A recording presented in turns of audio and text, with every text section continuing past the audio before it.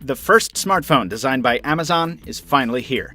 We've shown you its most fun features and run through its camera capabilities over at PocketNow.com, and now, after 6 days of testing, it's time to tell you whether you should be playing with fire.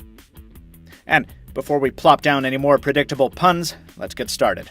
I'm Michael Fisher with PocketNow, and this is the Amazon Fire Phone video review.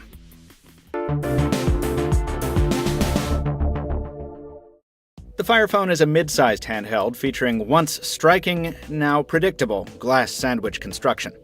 Its build, consisting of Gorilla Glass and rubberized polyurethane, heavily resembles the Nexus 4, while its size and shape tend more toward the iPhone 5. It comes in any color you want, as long as it's black, and while it is quite susceptible to fingerprints, it feels nice and substantial in the hand. It's powered by a very capable set of specs, and though its display is only 720p at 4.7 inches, we don't mind. For all the focus on ultra-resolution panels these days, the Fire Phone's 315 pixels per inch are still plenty, and the 4 cameras dotting the corners enable a feature that makes resolution much less noticeable. That feature is called Dynamic Perspective, and it enables the best handheld 3D effect we've ever seen. Yes, it's a gimmick at heart, but Amazon has woven in some practicality here as well. Tilting the screen reveals details otherwise hidden, like the status bar up top, or helpful descriptors on menu items.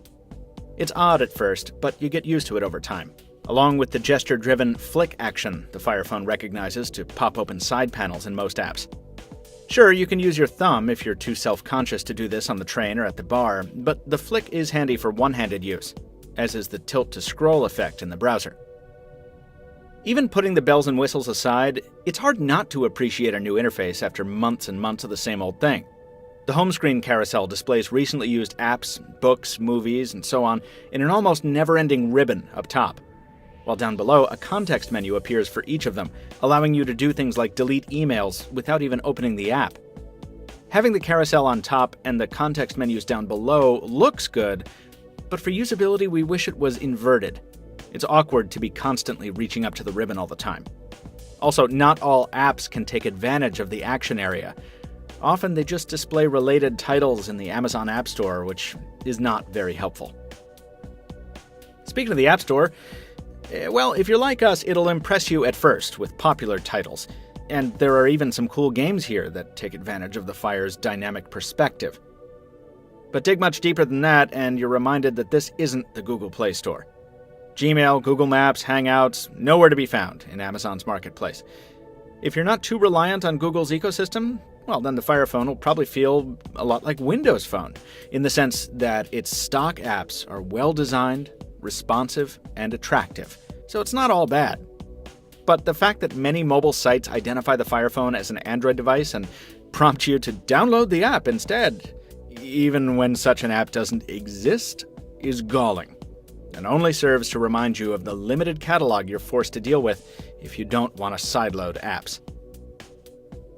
Amazon's media offerings are much more impressive, of course.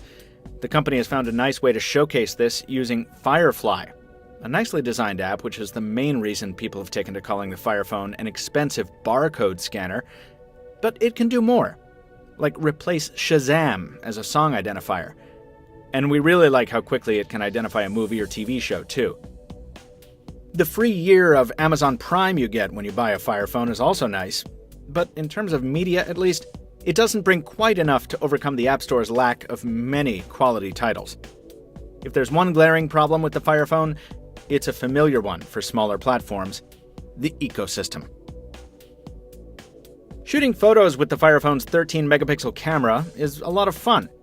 The viewfinder is simple and can be launched with a touch of the side key, and it's smart. It suggests HDR when applicable, which can then be enabled with a tap. It also offers a fun lenticular shooting mode, so you can create photos that respond to dynamic perspective. Photo quality itself is okay. The Fire Phone has the same exposure sensitivity issue as some other devices we've seen, so where you focus has a big effect on whether a photo is washed out or very dim. There's also not much dynamic range. Saturation is often on the low side, and while HDR does help sometimes, it also washes out colors even more, while introducing more fuzz to the picture. Low-light performance certainly isn't the worst we've seen, but it's also nothing spectacular, despite the optical image stabilization. On the upside, all of the photos you take are backed up on Amazon Cloud Storage for free. 1080p video recording is fun, in that you get a nice, smooth image on the viewfinder. That said, the focus tends to drift easily. The colors don't pop quite as much as we'd like, once again, and the microphone is very easy to cover up accidentally without knowing it. The Fire Phone is well designed from an audio standpoint, at least for voice calls. There's great, warm side tone in the earpiece, and in loudspeaker mode, one caller said they couldn't tell we were on a speakerphone. The speakers are mounted at top and bottom, which makes for some nice stereo effects in landscape, but while they're loud, they're also so tinny that we really don't like using them if we don't have to. Fortunately, the Fire Phone comes with earbuds in the box.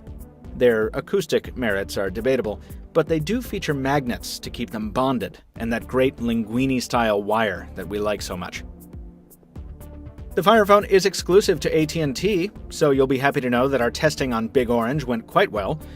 LTE speeds initially weren't as blazing fast as we've grown accustomed to, but they sped up as our 6-day review period went on, and having coverage everywhere, from the burbs to the Boston subways, is always nice. As we mentioned before, gaming is a real pleasure on such powerful hardware, but you're definitely going to want to take a charger with you if you're planning on anything close to heavy use. We haven't even been able to get to 4 hours of screen-on time with the Fire Phone, and we've absolutely needed to charge it every night, usually before the day is even over. While we are using it more heavily than you probably will, this is no phone for road warriors.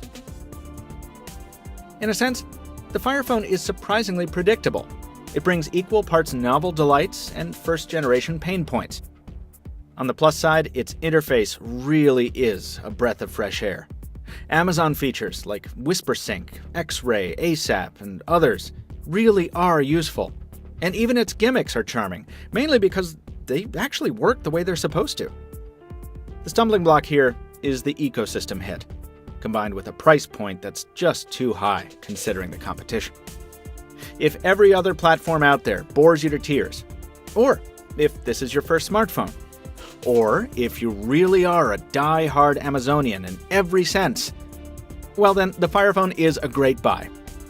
But that's a pretty small audience. For everyone else, you'll get a lot more for your money going with one of the major platforms. Amazon's first smartphone isn't a bad product by any means, but it is twice the price it should be. For more on the Amazon Fire Phone, check out these videos and visit PocketNow.com on August 1st for our full written review. Also be sure to follow us on social media and leave a comment down below letting us know what you think of the Fire Phone. The comment section is right next to the like button. Please press it if you enjoyed this review. Until next time, this has been Michael Fisher with Pocket Now. Thanks for watching, and we'll see you very soon.